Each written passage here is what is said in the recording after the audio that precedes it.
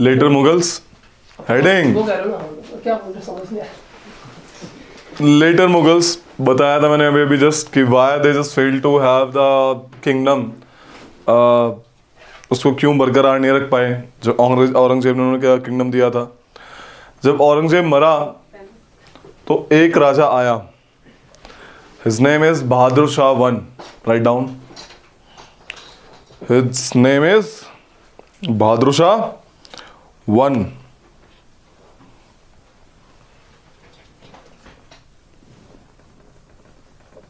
खाफी खान, बहादुर Shah one, Prince Muazzam था वैसे तो बहादुर शाह वन साहब जो हैं ये राजा बने आपके, ठीक है, ये राजा बने, कुछ टाइम तक ही बने थे।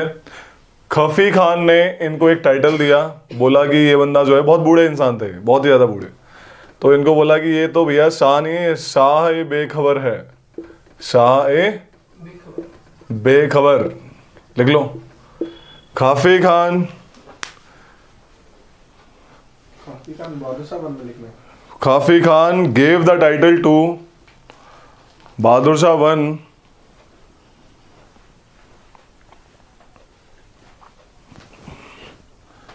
एज शाह ए बेखबर। ये टाइटल तो अच्छा नहीं है मतलब।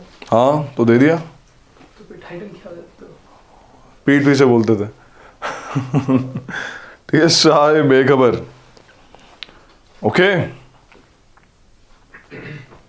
मतलब छोटे छोटे रूल है इनके, क्रोनोलॉजी लिखनी है, ठीक है, ये तुम्हें एनसीईआरटी में नहीं मिलेगी, क्रोनोलॉजी थोड़ी लिखनी है और इनके बारे में थोड़ा सा जानना है, ठीक है। बूढ़े थे, कोई दिक्कत नहीं इनका, इन्होंने जो है चाहा कि जो औरंगजेब साहब ने इतना जो घमासान मचा रखा था, राजपूतों के साथ दिक्कत, मराठा के साथ दिक्कत, जाट के साथ दिक्कत, इन लोगों के साथ इसने कॉन्सुलेटरी पॉलिसी थोड़ा अपनी अपनाई, ठीक है।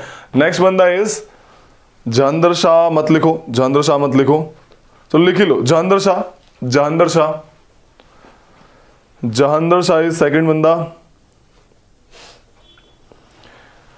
ही crowned as king with the help of Zulfikar Khan.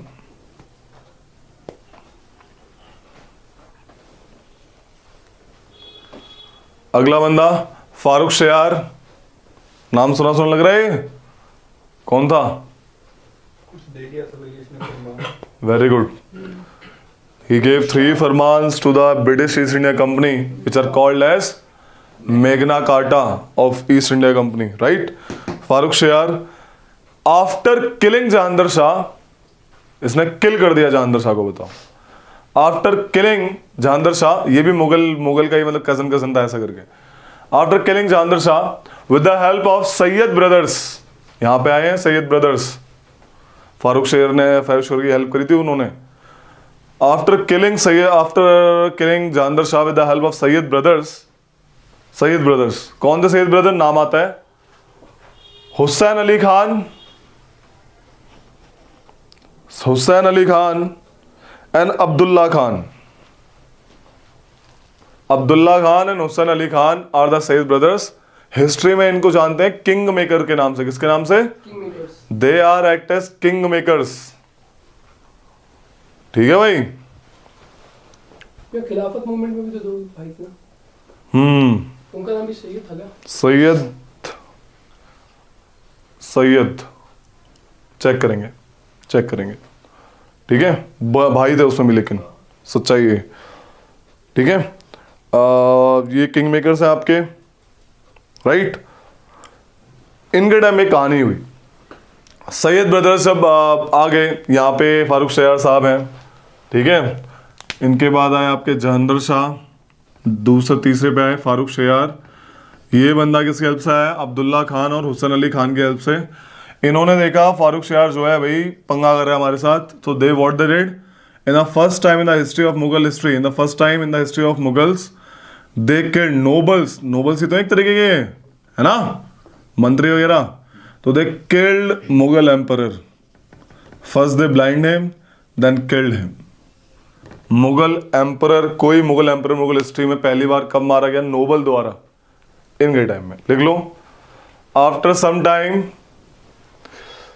Sayyid brothers killed Farooq Shiar.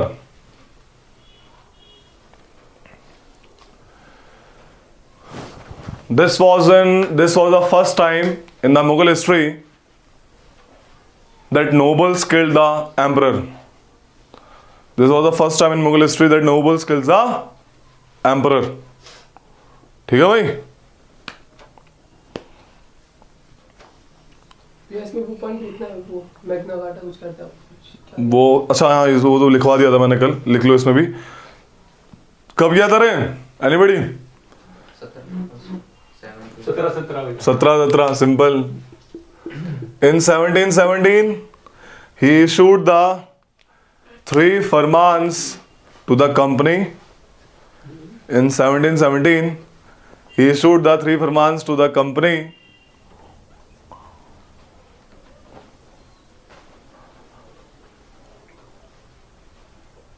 which is called as Magna Carta of the East India Company. ये मैग्ना कार्टा का मतलब क्या होता है? Magna Carta are the decrees issued by king in Britain. Rules की तरह rules order जिनका कोई एकदम फरमान, तगड़ा फरमान कि इसका कोई काटा नहीं, इसका अगर तुम काटो नाफरमानी करोगे इस ऑर्डर की तो ultimately you will punish severely. तो मतलब ये ब्रिटेन का कॉन्स्टिट्यूशन जैसा कुछ है? यस, ब्रिटेन से यही अब इंग्लैंड की टर्म है मैग्ना कार्टा। ओके, जैसे हमारे फंडामेंटल राइट है मैग्ना कार्टा पार्ट 3, ठीक है? अगर उसको तुम करोगे मतलब इसको तुम नाफरमानी नहीं कर सकते इसकी, हाँ ही करनी है इसकी। ठीक है? तो ये कहानी है। ओके, एक आता है कि भाई मुगल किंगडम में सबसे कम टाइम वाला राजा कौन था, ठीक है? नेक्स्ट बंदा ही था। क्यों बनाया इसको? वही है, सैयद बदर ने फारूक सियार को मारा और उस थ्रोन पे एक नया बंदा बिठाया जो कि उनके तरह पपेट की तरह काम करे, ठीक है? तो लिखो रफी उद दर्जत, रफी उर उद है, उद रफी उद दर्जत, ठीक है? Was a Mughal emperor for the shortest period of time, for the shortest period of time. इसके बाद एक छोटा सा बंदा और आया, लेकिन उसके बाद एक फेमस बंदा आया मोहम्मद शाह। नेक्स्ट लिखो मोहम्मद शाह। एक बार जो बीच में उसका नाम था, हार्डली मैटर। देखना उसका। मोहम्मद शाह 1719 से 1748 तक, इसका टाइमिंग क्या है? 1719 से Mohammad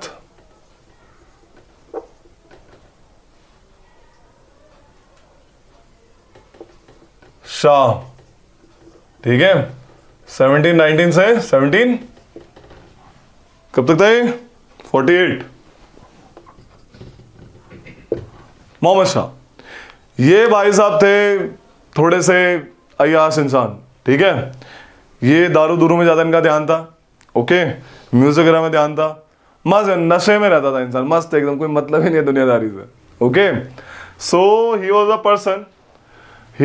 person who is called by name Rangeela.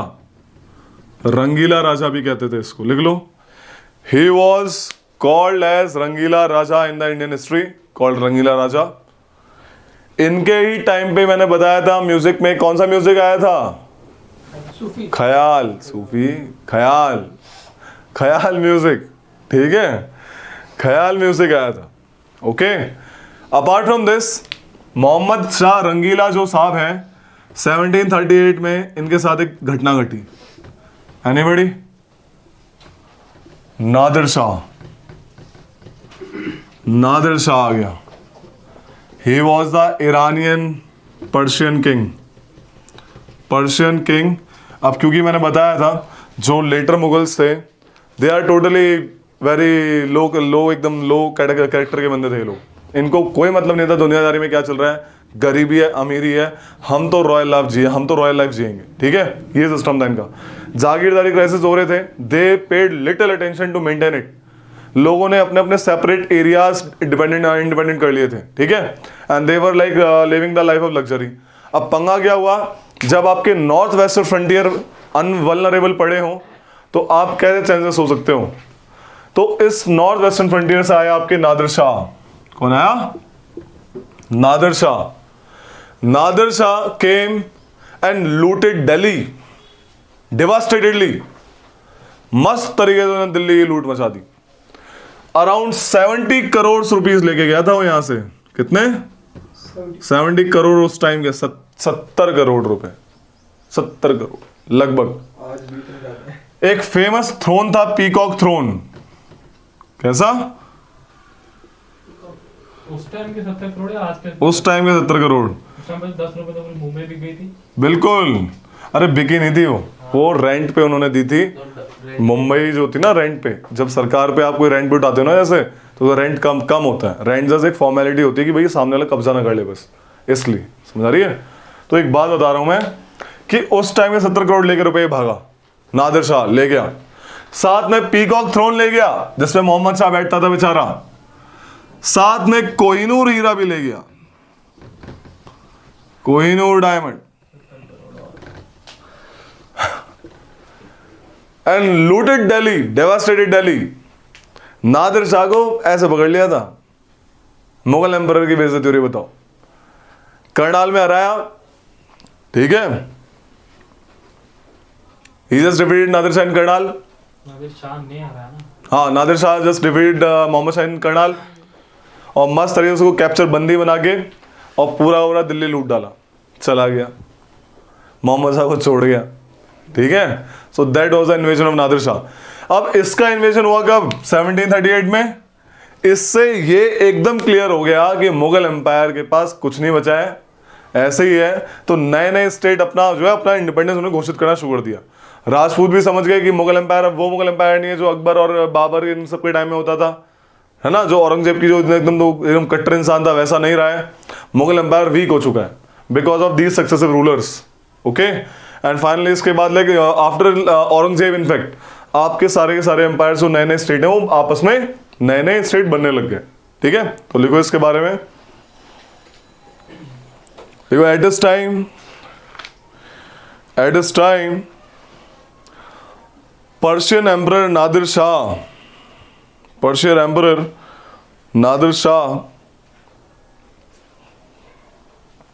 invaded India.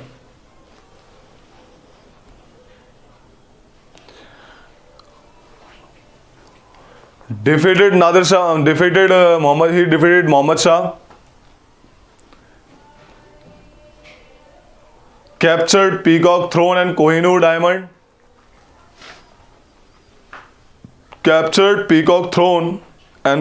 Diamond.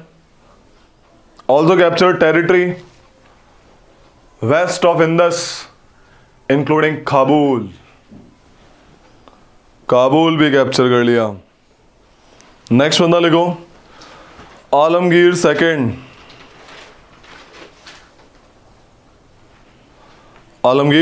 इसमें लिख लो ना, बैटल ऑफ करनाल इसके टाइम में हुआ था, नादिर शाह वाला। मोहम्मद शाह में लिख लो बैटल ऑफ करनाल। आपके नादिर शाह जो अटैक मारा था ईयर क्या उसका?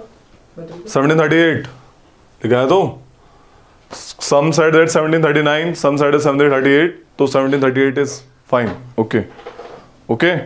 आलमगीर सेकंड का टाइमिंग है 1754 से 59। आलमगीर सेकंड जो है,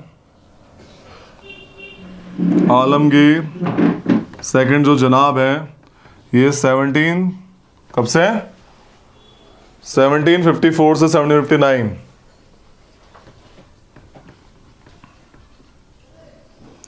इनके टाइम में भी एक खतरनाक बात हुई। एनीबडी? बैटल ऑफ प्लासी हुआ था इनके टाइम में। लिखो, at this time the famous battle of Plassey between Nawab of Bengal and British East India Company happened. ठीक है,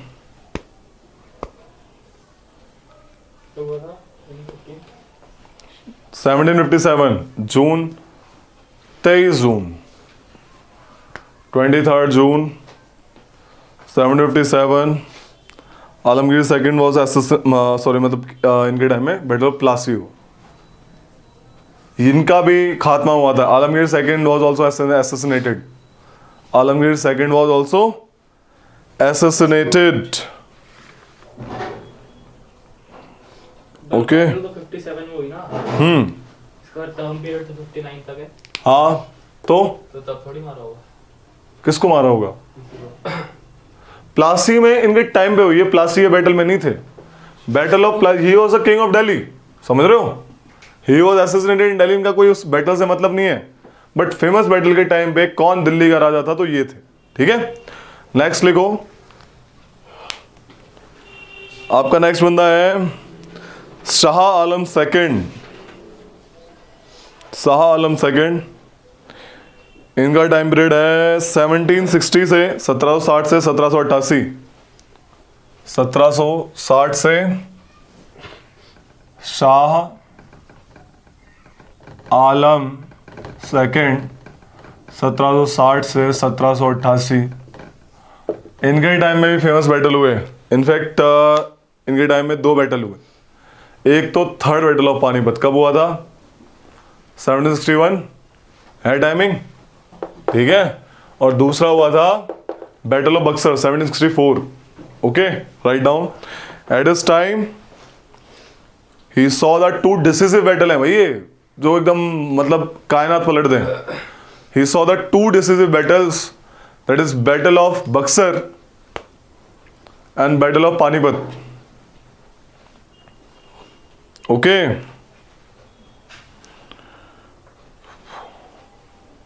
भैया ये जैसे इसका नाम शाह आलम 2, मतलब मुगल्स में तो शाह और भी था कोई इससे ऊपर? बिल्कुल 1 होगा, तभी तो 2 है। उसका नाम भी नहीं, इट हार्डली मैटर्स। और छोटा राजा था।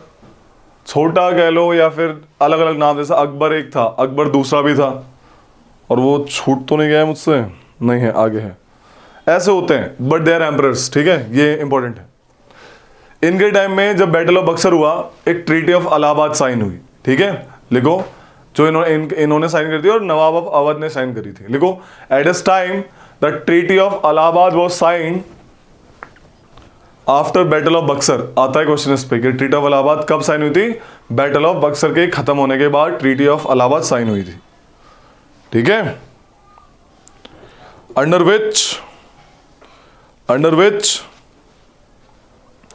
he granted the Diwani of, under which he granted the Diwani of Bengal, Bihar and Odisha to the British East India Company. Under which he granted the Diwani of Bengal, Bihar and Odisha to the British East India Company.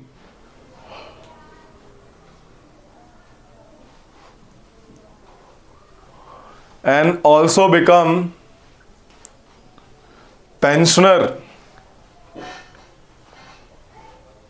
of British East India Company, and also become pensioner of company and reside at Allahabad. Allahabad में पकड़ लिया था, इलाहाबाद में रख लिया था British India company ने इनको, ठीक है। लास्ट में क्या बोला? And also become pensioner of company and taken as protector in Allahabad, ठीक है। एक है अकबर शाह सेकंड, लिखो अकबर शाह सेकंड। इनका बस एक ही फेमस काम है, क्या काम है? 2 काम है वैसे। He gave the title of raja to Raja Ram Mohan Roy. राजा राम मोहन रॉय कोई किंगडम थोड़ी था या कोई राजा थे वो। He gave the title of raja to Raja Ram Mohan Roy, ठीक है। क्या नाम पे राजा? राजा का टाइटल दिया था राम मोहन रॉय को। राजा राम मोहन रॉय, सती सिस्टम हटाने वाले, भूल गए इनको? कितने फेमस बंदे हैं, मस्त इंसान, फादर ऑफ इंडियन रेनेसां कहा जाता है महाराजा राम मोहन रॉय को। बताओ, बहुत बड़े इंसान थे, बताएंगे उनके बारे में, ठीक है। इन्हीं के टाइम पे कंपनी ने इन्हीं के टाइम पे मुगल कॉइन्स स्टॉप हो गए थे, ठीक है, मिंटेड होने। लिख लो, एट दिस टाइम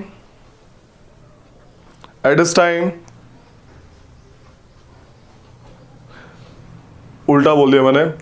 कंपनी ने क्या करा था इनके टाइम पे, मुगल एम्परर के नाम से कॉइन इशू करने बंद कर दिए थे। अब वो अपने नाम से इशू करते थे, ठीक है। दे आर लाइक हम इनके सब्जेक्ट नहीं है, हम अपने कॉइन अलग से इशू करेंगे।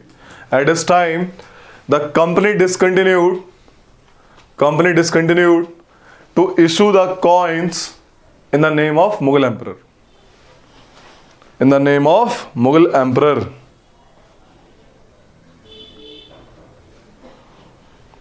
ठीक है, लास्ट रूलर कौन था मुगल का? बहादुर शाह। बहादुर शाह सेकंड, कि पहला वाला तो बता ही दिया ना, शाह बेखबर। बहादुर शाह सेकंड लास्ट है, बहादुर शाह सेकंड लिखो, फ्रॉम 1837 से 1857। ठीक है, he is also called Bahadur Shah Zafar, Bahadur Shah Zafar. He was the last Mughal emperor of Mughal dynasty. उसके बाद तो सब प्रिंस बोलने लगे थे, इनके प्रिंस वगैरह ये सब, एम्परर खत्म। और इनका ऑफिस फॉर्मली कब खत्म हुआ था? नवंबर 1 1858 को। फॉर्मली जब वो सपोर्ट कर दिया था, जब वो इंडिपेंडेंस वाला सपोर्ट कर दिया था। Yes, as well as the proclamation issued by Queen Victoria कि अब ईस्ट इंडिया कंपनी नहीं रहेगी, अब क्या रहेगा? वाइसरॉय आ जाएगा। Act of which one? Indian independence, वो कौन सा एक्ट था? 57 गवर्नमेंट ऑफ इंडिया 1858। और क्या कहते थे इसको? नहीं, एक्ट का नाम पूछा था। बेटरमेंट के लिए, good governance of India, acts of good governance of India लिखो। Formally in November 1 1858 the Mughal empire was extinguished. Formally on 1 November 1858 the Mughal Empire was extinguished with the Queen's Victoria's declaration, with the Queen Victoria's declaration। ठीक है,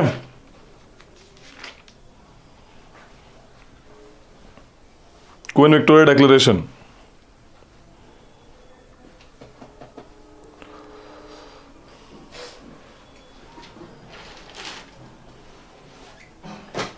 एक note डाल के लिख लेना, अहमद शाह अब्दाली का नाम सुना है? हाँ, कौन था?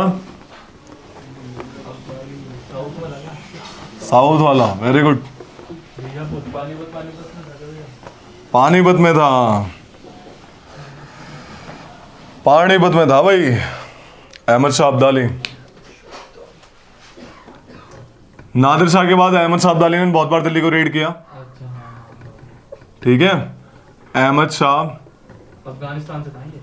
अब्दाली, मतलब ये basically he was also Iranian but reside in Afghanistan. ठीक है, तो ये जो बंदा था he invaded India many times. इसने 1757 में इंडिया को रेड करा और दिल्ली कैप्चर कर ली और किसको राजा बना गया? आलमगीर सेकंड को, आलमगीर सेकंड। ठीक है, एम्परर बना गया। और मीर बख्शी यानी कि मिलिट्री कमांडर अपने एक बंदे को बना के गया। क्या नाम था उस बंदे का? नजीब। पानीपत मूवी देखी? नजीब उद दौला, देख लेना, आप समझ आ जाएगा कौन था नजीब। खतरनाक बंदा था, लुटेरा कहीं का। ठीक है, नजीब उद दौला को इसने क्या बना दिया? मीर बख्शी। और आलमगीर सेकंड को क्या बना दिया? आपका एम्परर। मराठा को ये बात रास नहीं आई, मराठा आए और इसको हटा दिया। ठीक है, और बाद में तो इस बेचारे असैसिनेशन भी हो गया था, if you remember, Alamgir two assassinated, है ना। तो जब इसको हटा दिया तो ये कंप्लेन करेंगे भाई ऐसे ऐसे बात हो गई, आपके बताओ आपके नुमाइंदे को हटा दिया।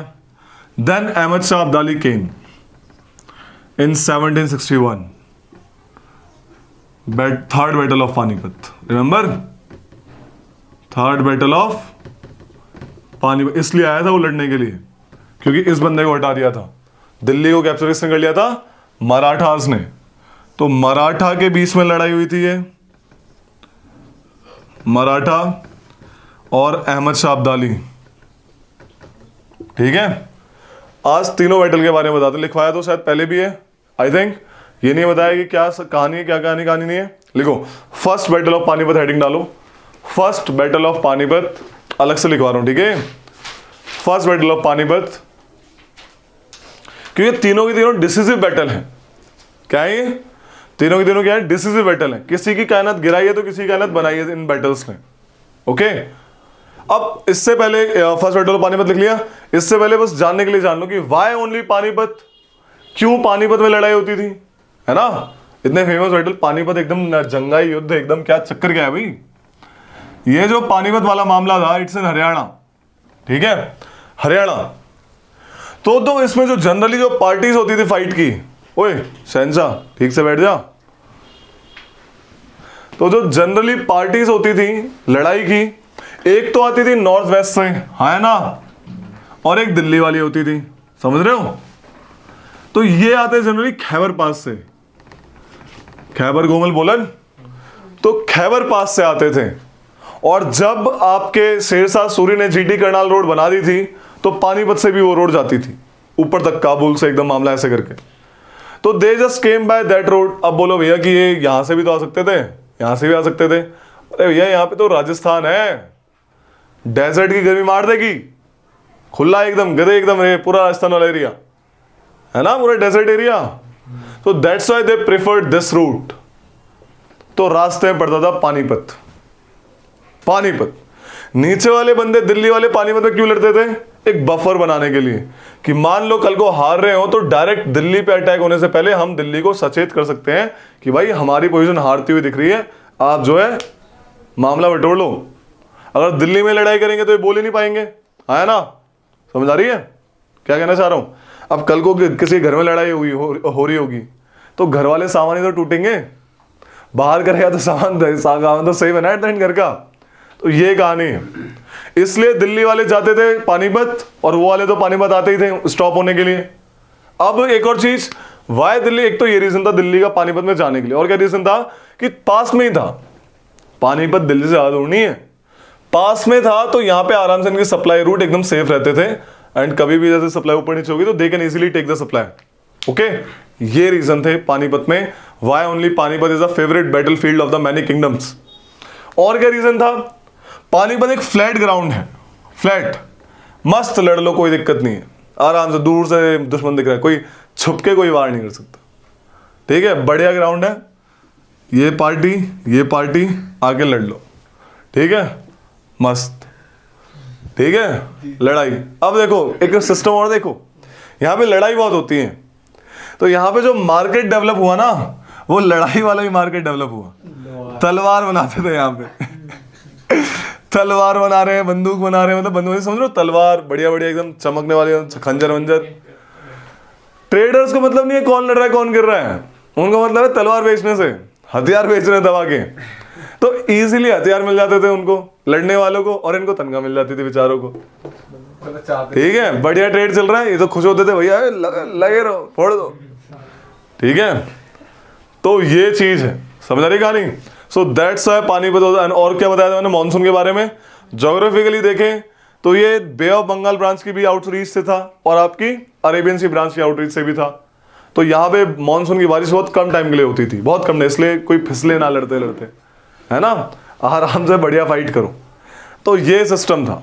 भैया इतना अंदर आने क्यों देते थे इनको, किनको, जैसे देखा जाए पानीपत तो बहुत अंदर, अगर आप पाकिस्तान, बिल्कुल सही बात है, उस टाइम पे पाकिस्तान इंक्लूड कर लो, बिल्कुल सही बात है, इतना ज्यादा अंदर आना। Totally agree. हमारे इंडिया के जो फेमस साइंटिफिक बॉर्डर्स थे वो थे काबुल, गंदार, गजनी, काबुल, कंधार, गजनी, अफगानिस्तान में ही थे, ठीक है। ये फॉरेन पावर के कब्जे, मैंने क्या बताया, लेटर मुगल्स अपने में ही बिजी हैं, मतलब ही नहीं है भाई। पंजाब चला गया, काबुल, गजनी, गंदार चले गए, मतलब ही नहीं है। पर भैया जो पहले के राजा थे वो भी तो अंदर आ जाते थे। कौन से? बाबर के टाइम से लड़ाई हुआ, वो भी तो बाबर ने साफ साफ कैप्चर मार दिया था ये, नहीं। It was under India's kingdom. मैं कह रहा हूँ बाबर यहाँ पे आया था, हाँ हाँ, फर्स्ट बैटल ऑफ पानी, लोधी कौन से फेमस थे, तो उनने भी अरे बता, यही तो रीजन देखो, लोधी जो थे, Ibrahim Lodhi was the person who was not have a large kingdom, Delhi सल्तनत का बंदा था, कम्युनिकेशन वाला इशू था, यहां तक इसको कब्जा करे तो नीचे को कैसे कब्जा करे साइड में, because of lack of communication, because of lack of communication. Delhi के रूलर का बस दबदबा उसके दिल्ली के आसपास ही होता था मेनली, बस एक जो मेन दबदबा होता था मेनली, बाकी दूर दराज के एरिया में उसका दबदबा बहुत कम होता था। वो तो अकबर जैसा बंदा सही था जिसने प्यार से, मोहब्बत से, रिलीजन के दम पे, टॉलरेशन के दम पे बाकी लोगों को अपना दोस्त बना के जीता हो।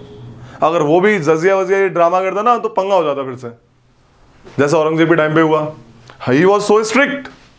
औरंगजेब इतना स्ट्रिक्ट थे उसके बच्चे भी कांपते थे, बट राजपूतों को नहीं दबा पाया, जाट्स को नहीं दबा पाया, सिखों को नहीं दबा पाया। अरे क्यों? मराठास, तो मराठा के टर्बुलेंट मराठास का नाम यूज हुआ, टर्बुलेंट, ना जिएंगे ना जीने देंगे। ठीक है, अभी बताएंगे इसके बारे में। सो that was the thing.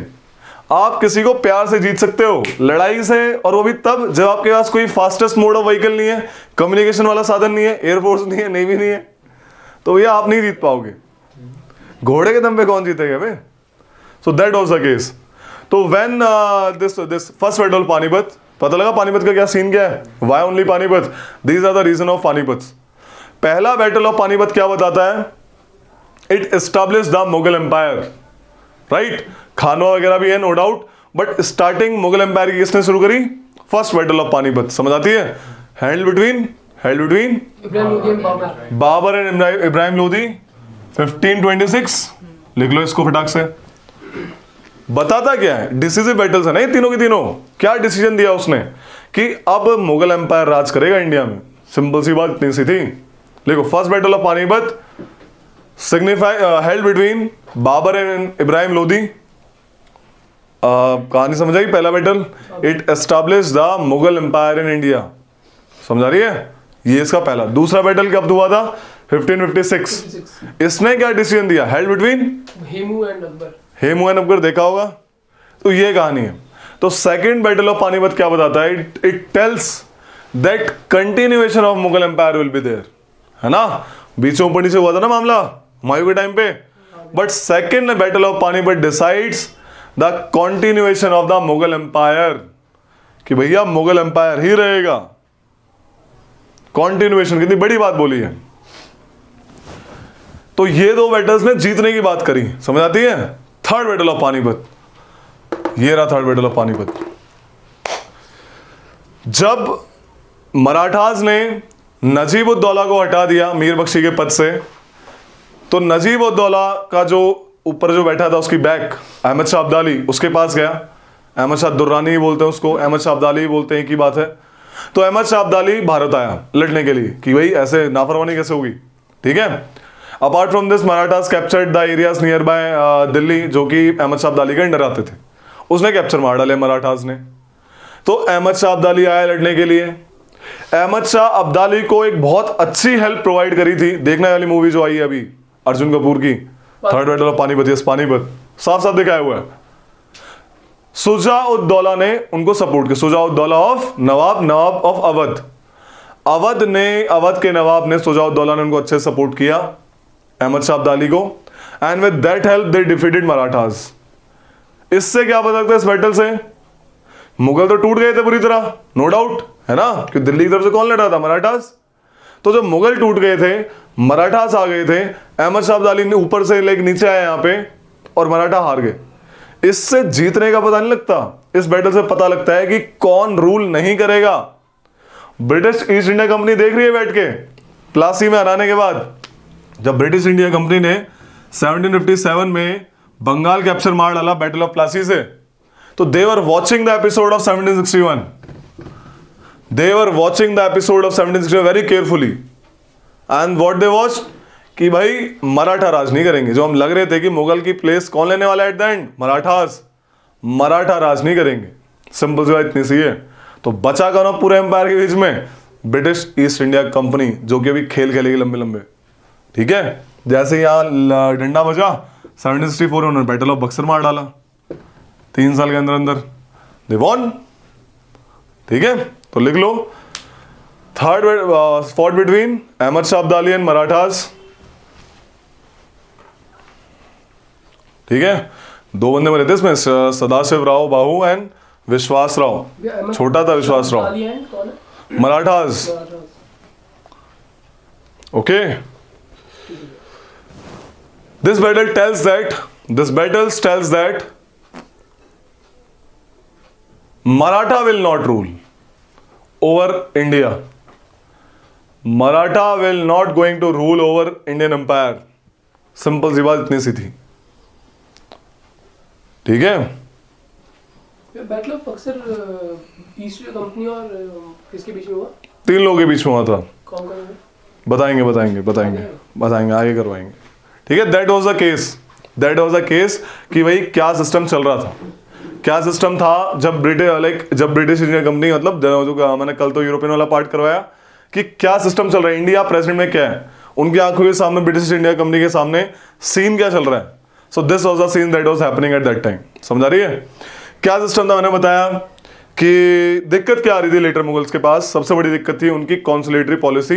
Rajput जो थे मुगल्स के औरंगजेब के टाइम के बिहेवियर के बाद उनको पता लग गया था कि Mughals are not trustable, Mughals are not trustable, कि भाई ये कभी जजिया लगाते हैं कभी हटाते हैं, सिस्टम क्या है, मतलब हमने इतने सालें दिए, इतने सालों से हमने इनको अपना पूरा टाइम दिया, काम दिया, प्रॉपर दिया। Ultimately what they are doing, they are again importing the jizya on us as per Aurangzeb, ठीक है। तो राजपूत का ट्रस्ट खो चुके थे ये लोग, जो मिलिट्री जो इनकी दम था, जो मिलिट्री वाला दम था वो खत्म हो चुका था। Reason is being jagirdari crisis. बताया था भी जागीरदारी क्राइसिस क्या होता है कि खाली साल इतना ज्यादा, मतलब मनसबदार बढ़ गए थे, इतने ज्यादा गवर्नमेंट ऑफिशियल्स बढ़ गए थे कि जागीर कम पड़ गई थी। Ultimately raja has to give the khalisa land in jagir, और एग्रीकल्चर ठीक से पनप नहीं रही थी। And what was happened at that time कि भाई पैसे ही कमी है तो आर्मी ठीक से काम नहीं कर रही थी। ब्रिटिश ईस्ट इंडिया के बारे में बात करते हैं। जब ये इंडिया में थे तो इन्होंने कैसे कैसे कैप्चर करना मामला शुरू किया। ओके, तो कैप्चर इस तरह था, इन्होंने लाइक ब्रिटिश ईस्ट इंडिया का like most of the trade, about 60% of the trade of British East India company comes from Bengal. So they first targeted Bengal. समझा रही कहानी? समझा रही ना इतनी नॉर्मली कहानी? तो तुम्हें पता ही होगा in 1717 they took the farman from Farrukhsiyar, remember 3 farmans, okay, जिसमें बंगाल में उनको एक राइट दिया था। राइट क्या दिया था उनको कि आप परमिट सिस्टम पासेस सिस्टम आप यूज करो, और इसके बदले आपको बस हमें 3000 रुपए देने पर एनम, ओनली 3000। और इनका यहाँ पे ट्रेड होता था पर एनम 60,000 के आसपास। उसमें 3000 दे दिए, क्या बिगड़ गया? और पूरा साल का साल duty free trade. Okay, duty free trade. अब ये जो पास जो यूज करते थे, ये लाइक इशू करते थे, ये इनको बेच भी देते थे कि प्राइवेट ट्रेड पे, जो प्राइवेट वहां पे जो ट्रेडर्स हैं उनके तो क्या लग रहे हैं, टैक्स लग रहे हैं। लेकिन British East India company tax नहीं लगता था, किस पे? गुड्स के चलने पे। समझ रहे? गुड्स को यहां से वहां ले आने टैक्स नहीं लगता था। सो दे वर मिस यूजिंग देयर पासेस। इससे पंगा क्या हुआ, बंगाल की इनकम पे इफेक्ट पड़ा कि कोई भी टैक्स नहीं दे रहा है, कि जो प्राइवेट ट्रेडर्स हैं they are using the pass of British India company, है ना, वो कम रुपए में उसको बेच रहे हैं। Ultimately Bengal's exchequer was totally heavy, की भाई पंगा हो रहा है ऐसे करके। समझ रही कहानी इतनी सी? तो ऐसे इन्होंने फोर्टिफिकेशन भी करा, अपनी फैक्ट्रीज को फोर्टिफिकेशन करा, थोड़ी सी इनके बीच डॉग फाइट्स भी हुई। तो अल्टीमेटली व्हाट हैपन कि भाई इनका बंगाल से टकराना निश्चित ही था, ठीक है। Bengal was founded by in 1700 by Murshid Quli Khan. मुर्शिद कुली खान के बाद उसका बेटा सरफराज खान, उसको थ्रोन मिला।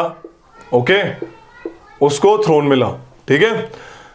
इस सरफराज खान को मार दिया अलवर्दी खान ने, बिहार का गवर्नर था उस टाइम में। बंगाल मतलब पूरा बांग्लादेश आज का, Orissa and Bihar, this constitute the Bengal of that time, ठीक है। बंगाल, बिहार, उड़ीसा, बिहार भी, यस, बंगाल, बिहार, उड़ीसा, ठीक है। ईस्टर्न बिहार कह सकते हैं, प्रॉपर झारखंड वाला वो तो बिहार का ही पार्ट हो गया ना वो तो Bihar, Bengal and Orissa as well as part of this like Bangladesh, present Bangladesh, constitute था बंगाल एट दैट टाइम। समझ रही कहानी? तो उसके बाद बनाए अलवर्दी खान। समझ आ रही है? अलवर्दी खान के बाद the person came Siraj ud Daula. Siraj ud Daula राजा बना। सिराज उद दौला जो था बड़ा शातिर राजा था। इसने देखा कि इनफैक्ट जब सिराज उद दौला बना अलवर्दी खान के बाद, तो सिराज उद दौला के सामने बहुत सारी पॉसिबिलिटी आई, ठीक है। इसके पास एक ब्रेकअप वाला किंगडम आया अलवर्दी खान का। तो इसके जो एनिमीज उस टाइम पे, एक दीज आर लाइक शौकत जंग, इसका कजन था सिराज उद दौला का। घसीती बेगम इसकी मौसी कह लो, चाची होंगी, आंट होती, आंट लिखा हुआ है, ठीक है। She was aunt of Siraj ud Daula. And Mir Qasim was husband of Alivardi Khan sister, फूफा या कुछ होगा ये बंदा, और साथ में मिलिट्री कमांडर भी था। समझ आ रही है? और सिराज उद दौला जब राजा बना था, he was only 20 years of age, 20 साल का बंदा था। तो एक्सपीरियंस नहीं था इस बंदे को ज्यादा कुछ ऐसा करके। तो ही जस्ट फियर्ड कि भाई ये सारे के सारे मेरे खिलाफ हो रहे हैं, कहीं मुझे मार ना दे, इसने फिर उल्टा काम करना शुरू किया, एकदम हपड़ धपड़ में इसने एक्शन लिए। इसने मीर जाफर को बोला कि आप मिलिट्री कमांडर की पोस्ट से हट जाओ, हटा दिया। इसने शौकत जंग को लड़ाई करी और सही जस्ट किल्ड द शौकत जंग, ओके, ही किल्ड शौकत जंग। घसीदी बेगम को भी रिटायर कर दिया कि आप पॉलिटिकल लाइफ में काम नहीं करोगे, आप अपना अलग रहो। ये जब सारी चीजें हुई that ultimately made them rebels. वो तो पहले ही थे, ये they also wanted to take the power, but इन्होंने ओपनली डिक्लेयर कर दिया कि लाइक मतलब पता लग गया ये रेबल वाले बंदे हैं, ठीक है। साथ में ही उस टाइम के बड़े बड़े बैंकर्स थे, जगत सेठ, ओमी चंद, राय दुर्लभ, ये उस टाइम के फेमस बंदे थे, फेमस बैंकर्स थे, ये भी इसके ऑपोजिशन में थे। तो जब ब्रिटिश ईस्ट इंडिया कंपनी आई, सिराजुद्दौला की सब साथ जब फाइट हुई, ब्रिटिश ईस्ट इंडिया कंपनी का जो बंदा था रॉबर्ट क्लाइव ने बड़े चालाकी के साथ पैक्ट साइन कर लिया था इन लोगों से, कहते हैं एक रियलिटी की बात बताता हूं कि ये जो बैटल ऑफ प्लासी है, ये नाम का बैटल है। इनफैक्ट बैटल से पहले ही पता लग गया था कौन जीतने वाला है, पहली बात तो ये। दूसरी बात, जब आर्मी आमने सामने लड़ी थी तो मोस्ट ऑफ द सैनिक लड़े ही नहीं थे इसके, मतलब सिराजुद्दौला के। रीजन इज बीइंग वो पहले ही डिफेक्टेड हो चुके थे दूसरी साइड की तरफ, समझ रही कहानी। लेकिन कुछ लोग थे जो अल्टीमेटली लड़े थे। एक और चीज कहते हैं, जब बैटल ऑफ प्लासी हो रहा था, आसपास के गांव वालों को फर्क भी नहीं पड़ा, तो आराम से अपने खेत काट रहे थे, चलो भाई काम करने जाना है, क्योंकि ये उस टाइम रोज का था इन लोगों का, ठीक है। So that was a part of this battle of Plassey. पहले से ही डिसाइडेड था कौन जीतेगा, and ultimately britishers won on 23 June. कुछ घंटों का बैटल था ये बस। 23 June 1757 britishers won this battle, समझ आ रही है। सिराजुद्दौला को हटाया and finally he was killed by the order of this person son, Miran के ऑर्डर से इसको मार दिया। मीर जाफर मैंने बताया मिलिट्री कमांडर था, इसको नवाब बना दिया गया। ब्रिटिशर्स को लगा मीर जाफर सारी की सारी इनकी चीजें पूरी करेगा, उसने करी भी। इनफैक्ट कहते हैं कि मीर जाफर इनके लिए एक बोरी की तरह था, कभी भी हाथ डालो सोना निकाल लो, समझ आ रही है। एक टोटल पपेट था मीर जाफर इनके लिए, बड़ी बड़ी ब्राइब्स देता था इनको, अल्टीमेटली खुश करता था ब्रिटिशर्स को वो बंदा मिल गया था जो वो चाहते थे, मीर जाफर, समझ आ रही है। So that was the case. Ultimately क्या हुआ, जब मीर जाफर बूढ़ा होने लग गया तो ब्रिटिशर्स ने बोला कि भाई अब कौन आएगा, तो ultimately next person came Mir Qasim. ये थोड़ा शातिर था, ये बंदा थोड़ा शातिर था। इसने पहला काम क्या किया, क्योंकि शातिर बंदा था, इसने आते के साथ ही पहला काम क्या किया, इनकी बंगाली कैपिटल होती थी उस टाइम मुर्शिदाबाद। कहाँ होती थी? मुर्शिदाबाद। इसने सबसे पहले कैपिटल को शिफ्ट किया, बोला मैं मुंगेर में करूंगा, बिहार में है, बोला मुंगेर में कैपिटल शिफ्ट करूंगा। इसने जानबूझ के किया, क्योंकि ये ब्रिटिशर्स जो कि उस टाइम कैलकाटा में रहते थे, तो उनसे डिस्टेंस बनाने के लिए, वो इंटरनल अफेयर्स में ना करें, क्या करें, आपका डिस्टर्बेंस ना करें। पहला तो ये इसने देखा कि ड्यूटी जो आ रही हो तो आ ही नहीं रही बंगाल की, मतलब उसके पास मतलब एक्सचेकर में तो ड्यूटीज आ ही नहीं रही है, ये पासेस का दबा के गलत यूज कर रहे हैं। इसने क्या किया, पासेस की वैल्यू ही खत्म कर दी। इसने बोला ड्यूटी लगेंगी नहीं किसी के भी गुड़ पे, ना ब्रिटिशर के पे, ना हमारे देश के बंदों पे। ब्रिटिशर्स को इस बात पे गुस्सा है कि यार ये क्या कर रहा है, हमें तो प्रिविलेज चाहिए। और ब्रिटिशर्स ने जो सोचा था कि ये भी पपेट की तरह काम करेगा, मीर कासिम, वो उसने नहीं करा, समझ आ रही है। इससे ब्रिटिशर्स चिढ़ने लग गए, उन्होंने इसको हटाया और मीर जाफर को दोबारा से राजा यानी नवाब ऑफ बंगाल बना दिया, समझ आ रही है कहानी। ये बंदा गया दिल्ली के एम्परर के पास और अवध के एम्परर के पास। अवध का जो नवाब था सुजाउद्दौला, बैटल ऑफ पानीपत वाला सुजाउद्दौला, ठीक है, बताया था सुजाउद्दौला, अहमद शाह अब्दाली का साथ दिया था। तो बैटल ऑफ बक्सर जो बेसिकली 1764 में होने वाला है, ठीक है, जो बैटल ऑफ बक्सर जो बेसिकली 1764 में होने वाला है, कब हुआ था रे सुधीर? 22 अक्टूबर को। Very good. तो ये किसके बीच में था? एक तो ब्रिटिश ईस्ट इंडिया कंपनी के बीच में, है ना, समझ आ रही है नहीं आ रही है, और एक था आपका मीर कासिम, हाँ है ना, ये बंगाल का बंदा भागा हुआ। दूसरा सुजाउद्दौला जो कि अवध का नवाब था, और तीसरा खुद emperor of India Shah Alam second. India का एम्परर भी लड़ने आया है भाई, खुद, ये भी तो देखो कितनी बड़ी बात है, खुद एम्परर ऑफ इंडिया लड़ने आया है। 3 लोगों का ग्रुप और अकेली British East India company, they fought and finally British East India company won. ये लोग कहते हैं कि बैटल ऑफ प्लासी जो हुआ था 1757 वाला, ये पहली बार टेरिटरी ब्रिटिशर्स ने हाथ लगाई थी, अपनी बंगाल अपने अंडर लिया था। इसको कहीं ना कहीं बोलते हैं कि led the foundation of British eastern empire in India, but in reality it was the battle जब खुद भारत का राजा हारा था, भारत का एम्परर हारा था। देख रहे हो यहाँ पे खुद एम्परर साहब है यहाँ पे। तो Shah Alam second which was part of battle of Buxar, battle of Buxar was the decisive battle in terms of laying the foundation of British empire in India. ये लोग हार गए, इनके साथ एक बहुत बेकार ट्रीटी साइन करी जिसे कहते हैं ट्रीटी ऑफ इलाहाबाद, अभी मैं लिखवाई थी ट्रीटी ऑफ इलाहाबाद। इसकी कुछ टर्म्स थी, इन टर्म्स में ये था कि अवध जो है, अवध वाला बंदा कौन है, सुजाउद्दौला, सुजाउद्दौला जो है इलाहाबाद जो है शाह आलम को दे देगा, शाह आलम उस इलाहाबाद में रहेगा एज अ प्रोटेक्टरेट, लिखवाया हुआ है पेंशनर की तरह। और एम्परर जो है पूरा बंगाल की दीवानी राइट्स किसको दे देगा, आपके ब्रिटिश ईस्ट इंडिया कंपनी को। एक रबर स्टैम्प की तरह यूज करना शुरू कर दिया इन्होंने अब से आपके एम्परर को, रबर स्टैम्प, क्योंकि लोगों के मन में, लोगों के जहन में अभी भी मुगल एम्पायर एक एम्परर था, एम्पायर कोई छोटा स्टेट नहीं था।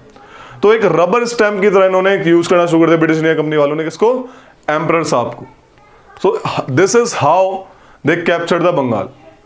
अवध वाला रीजन कौन सा? अवध वाला region is this region. This is Awadh region. Central UP. Yes, central UP कह सकते हैं। This is Awadh, this is Rohilkhand, ठीक है। अवध सेंट्रल यूपी, जौनपुर वाला एरिया। जो दिल्ली का मतलब राजा था उसे वहाँ क्यों भेज दिया बीच में? किसमें? इलाहाबाद में भेज दिया ना उसको, ताकि वो पास में रहता है, कि ब्रिटिशर्स उसको इजीली कंट्रोल कर सकें, इसलिए उसको दिल्ली से वहां पे बुला लिया एज अ उसको प्रिजनर की तरह आराम से उस फोर्ट में, इलाहाबाद फोर्ट में रखा। This was the case, prisoner in the sense मतलब रखा ठीक से, लेकिन जब भी बोलेंगे फटाक से रबर स्टैम्प मार के कि हमें ये चाहिए वो चाहिए फलाने का, ये सब उन्होंने शुरू कर दिया। ठीक है, समझ आ रही है कहानी, क्या कहानी है। एक और चीज सुन लो फिर लिखवा एक साथ ही दूंगा। सीन क्या हुई दूसरा सीन ये हुआ, there was dual government in Bengal. क्या है बे, एनर्जेटिक हो रहा है। लिख लो बस, छोटा एक पार्ट है। डबल गवर्नमेंट रूल आ गया था यहाँ पे इस टाइम पे बंगाल में। क्या सिस्टम था, सिस्टम ये था डुअल गवर्नमेंट में, दो पार्ट थे, एक तो दीवान और एक दीवानी, मस्तानी जो है, और एक निजामत। दीवानी कौन है,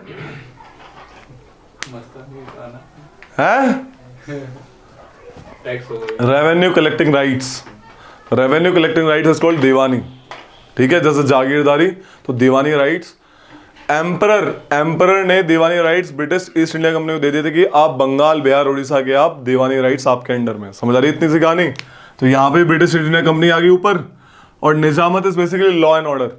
ठीक है, लॉ एंड ऑर्डर बंगाल के सूबेदार ने ब्रिटिश ईस्ट इंडिया कंपनी को दे दिए थे कि आप यहाँ का लॉ एंड ऑर्डर संभालो। ऑब्वियस आर्मी उनके पास है, आर्मी इसके अंडर है, अब इंडिया के कंपनी के पास है। तो अल्टीमेटली दो टाइप की गवर्नमेंट थी ब्रिटिश ईस्ट इंडिया कंपनी के अंडर, दीवानी राइट्स एज वेल एज निजामत राइट्स। अब कमाल की बात कि वो खुद बंगाल के रूलर नहीं थे, उन्होंने बंगाल में बिठाया दोबारा से उसको, मीर जाफर को ही। नाम मीर जाफर का चल रहा था, लेकिन काम अल्टीमेटली कंपनी कर रही थी। तो लोग ब्लेम भी नहीं कर सकते थे कि मतलब कि कंपनी ने ऐसा कर रही है, लोग ब्लेम करते राजा को। तो ये था, रिस्पॉन्सिबिलिटी नहीं थी उनके पास, they are ruling without any responsibility at that time. This was a double rule, एक राजा साहब का, एक कंपनी का, और double rule in the sense of this two. Okay, so ये सिस्टम है। तो लिख लो अब इसको, लिखो, हेडिंग डालो, कॉन्क्वेस्ट ऑफ बंगाल। थकने का नहीं है बे, मजा कैसा आएगा फिर। ये स्टार्टिंग हिस्ट्री है, थोड़ा सा रहेगा मामला, लेकिन जब गांधी जी आ जाएंगे और मजा आएगा। ठीक है, डंडा लेके घूमते गांधी जी। लिखो, ब्रिटिश ईस्ट इंडिया कंपनी, मतलब ब्रिटिश कॉन्क्वेस्ट ऑफ बंगाल, लिख लिया। इसमें लिखो, Britishers have lots of interest in Bengal because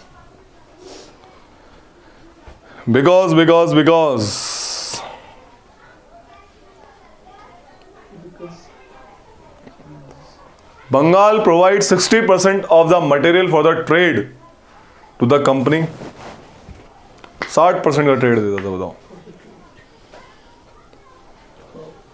company क्या करते थे? हाँ भाई तुम बताओ।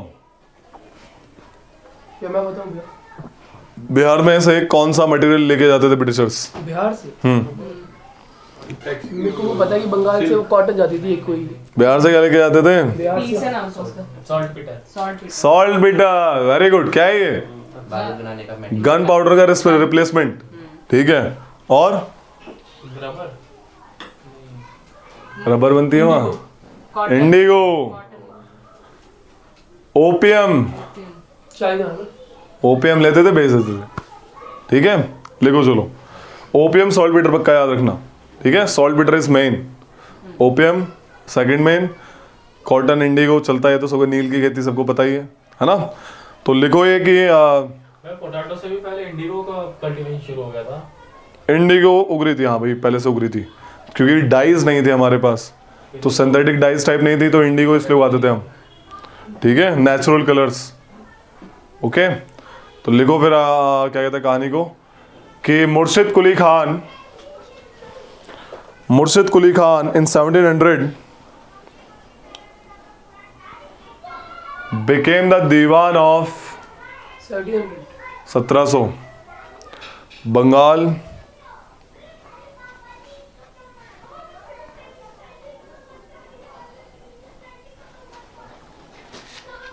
ठीक है। क्या हो गए, क्या कर रहे हैं? ये क्रोनोलॉजी बना लो फटाक से, वरना लिखवाने में टाइम लग जाएगा इसको।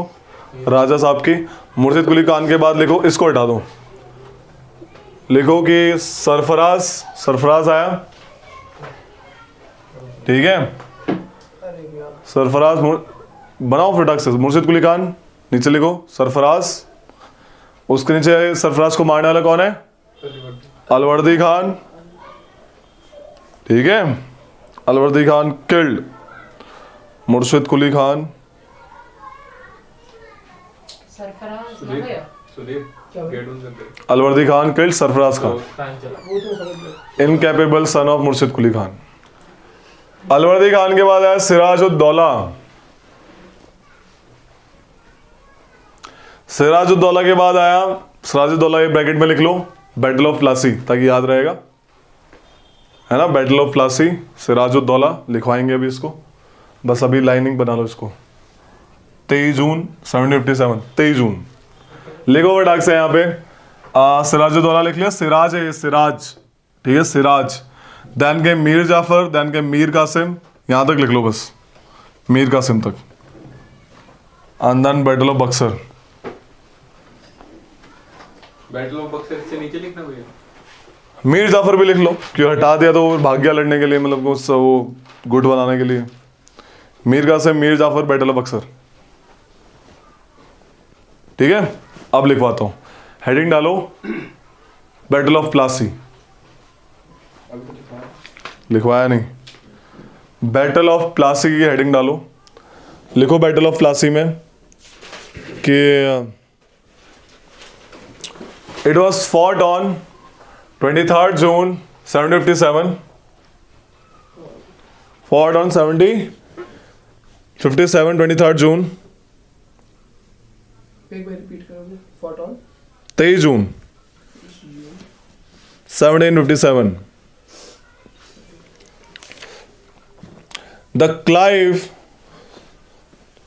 Robert Clive forged the secret alliance with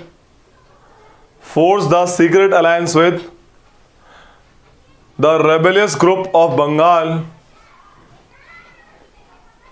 Forged the secret alliance with the rebellious group of Bengal, that is Mir Jafar, जगत सेठ, मीर जाफर, जगत सेठ, ओमी चंद, राय बल्लभ, राय दुर्लभ।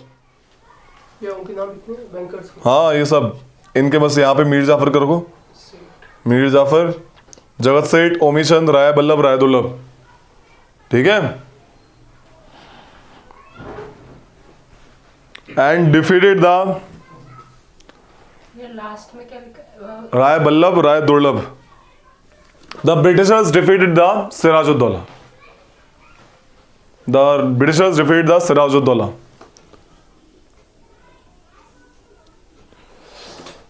लाइन लिखो अगली. The battle of Plassey. The battle of Plassey had a political significance. क्या significance इसका? Government बदल दिया ना इसने. यस, फाउंडेशन रख दी इंग्लिश एम्पायर की.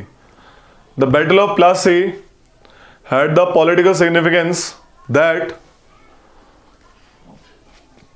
It led the foundation of British empire in India. It led the foundation of British empire in India.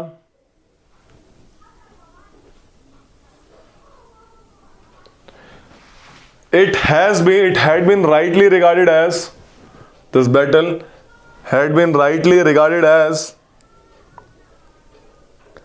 the starting point of British rule in India. समझ आ रही है कहानी? नहीं आ रही?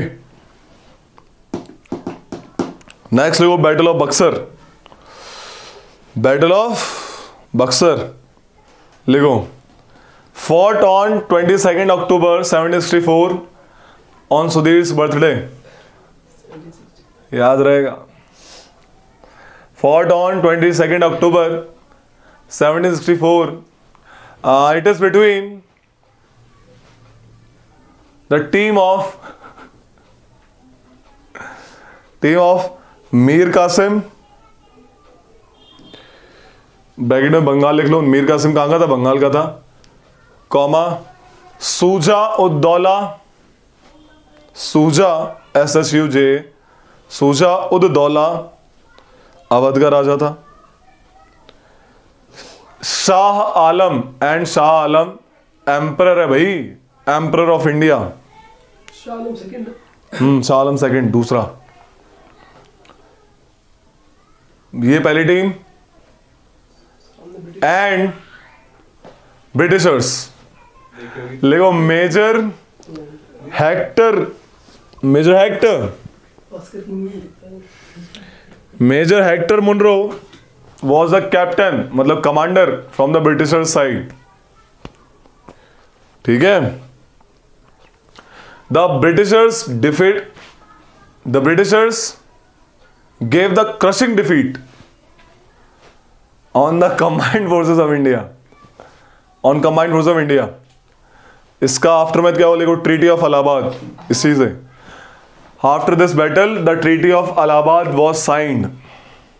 दो ट्रीटी साइन हुई थी, एक एम्परर के साथ, एक शुजा-उद-दौला के साथ. पता होना चाहिए. लिखो. The Robert Clive signed 2 important treaties with Emperor of India. नाम लिखना है exact. And nawab of Awadh Shuja-ud-Daula. Mir Qasim को तो भगा दिया था, भाग जाए, पहले से देश निकाला हो गया था उसका. तो treaty of Allahabad. Treaty of Allahabad में ही 2 ट्रीटी हैं. ठीक है, एक एम्परर के साथ, एक शुजा-उद-दौला के साथ. समझ आ रही है? तो लिखो अब थोड़ा आगे लिखो. पहली ट्रीटी जो नवाब ऑफ अवध के साथ हुई, नवाब ऑफ अवध शुजा-उद-दौला के साथ क्या साइन हुआ इलाहाबाद वाली ट्रीटी में? समझ आ रही है क्या कहना चाह रहा हूं मैं? आ गया. मैं ये कहना चाह रहा हूं ट्रीटी ऑफ अलाहाबाद में 2 पार्ट हैं. एक इस बंदे के साथ साइन हुई, ऑब्वियसली पूरा डॉक्यूमेंट तैयार हुआ है कि दोनों हारे, पकड़े बिठा लिया, चलो साइन करो. ओके, क्या साइन हुआ? लिखो कि शुजा-उद-दौला के साथ क्या हुआ? He will, point number 1, he has to surrender Allahabad. He has to surrender Allahabad to the Mughal emperor. To the Mughal emperor. Allahabad और कारा दोनों, कारा एंड अलाहाबाद. ठीक है, कारा एंड अलाहाबाद. बाकी रुपए देगा. War indemnity. कि जब भी एक ब्रिटिशर्स की फनी बात थी कि जिसको भी हराते थे इससे वॉर इंडेमनिटी ले लेते थे कि हमारा जितना भी खर्चा हुआ है तुम्हारी वजह से वॉर लड़ने में खर्चा दोगे, 50 लाख वगैरह, ये सब ये लिखने की जरूरत नहीं है क्योंकि हर जगह है, ना भी हो तो हर जगह पक्का आएगा ही. ठीक है रे? प्राइवेट है ना ये. हाँ, कंपनी है. अलाहाबाद एंड कारा to the Mughal emperor.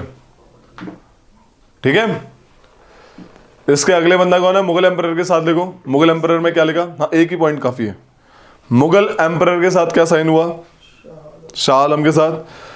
He agreed to reside at Allahabad under company's protection. Second लिखो इसमें. He grant the Diwani rights to Bengal, Bihar and Odisha. काफी है इसमें. ठीक है, अब लिखो dual government in Bengal. Heading डालो dual government in Bengal. After battle of Buxar, Robert Clive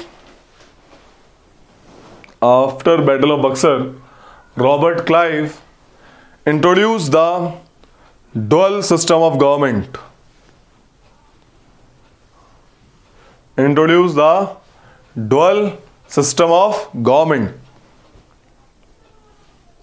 That is rule of two. दो बंदों का रूल, एक नवाब साहब का, एक कंपनी का. पता है, ये तो अभी बताया था. That is rule of two. That is company and nawab.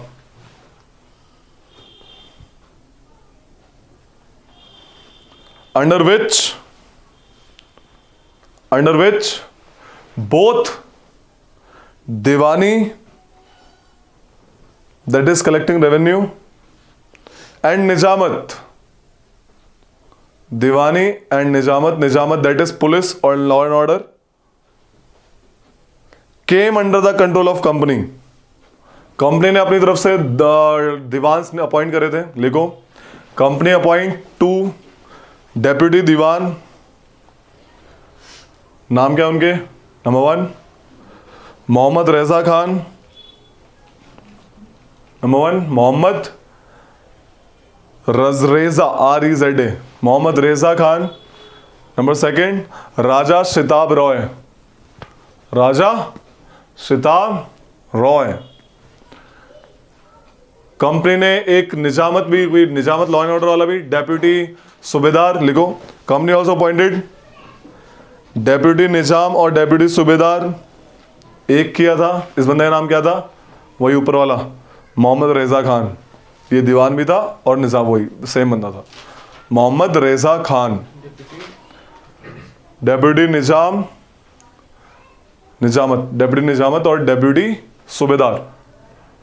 सूबेदार होता था ना, सूबे का हेड, तो ये डेप्यूटी सूबेदार इन्होंने नियुक्त करा, जो कि ये देखेगा.